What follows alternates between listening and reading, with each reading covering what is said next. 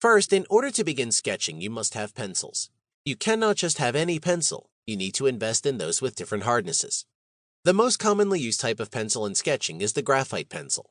Others incorrectly refer to the gray graphite encased inside the wood as lead, when in fact it has long been banned for use in pencils because it is toxic.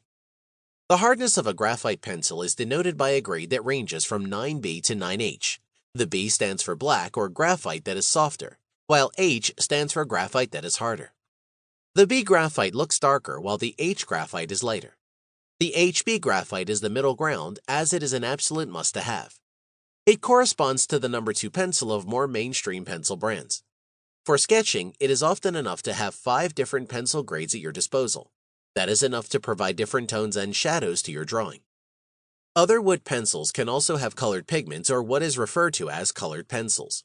These, along with graphite pencils, are sharpened using a sharpener that fits the circumference of the pencil.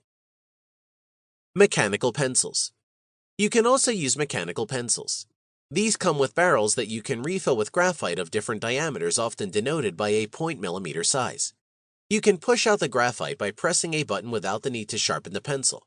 They are also excellent for drawing fine details as they retain their point and do not easily become blunt, unlike wood pencils. Pastels. Charcoal and chalk pastels produce colors that are more vivid. They are more blendable than graphite pencils and are also more difficult to control due to their size and softness. Erasers. Erasers are also just as important as pencils. You can use them not just to correct errors but to add highlights and depth to your drawing. Avoid using the eraser found in the body of your pencil. It is often of poor quality and will cause the paper to tear easily. Also, due to its small size, you will quickly grind it down to the wood. A normal rubber eraser will be useful if you want to erase large areas, but you will realize that you will rarely need to do that. If you really do not like your work, it is best to start with a clean sheet of paper. Rubber erasers also create a lot of mess from the grit formed when rubbing them on paper with graphite. The dust can affect your work and make it dirty. The kneaded artist eraser is much better because it takes off graphite marks without damaging the paper.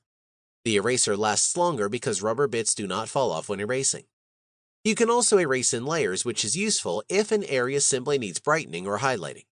You can further mold it smaller and pointier to do detailed work.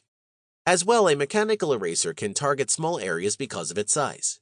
You can even sharpen it with a craft knife to create a pointed eraser. To keep listening to this audiobook for free, click the link in the description. It will take you to a free Audible trial where you can listen to this and many other books for free for 30 days.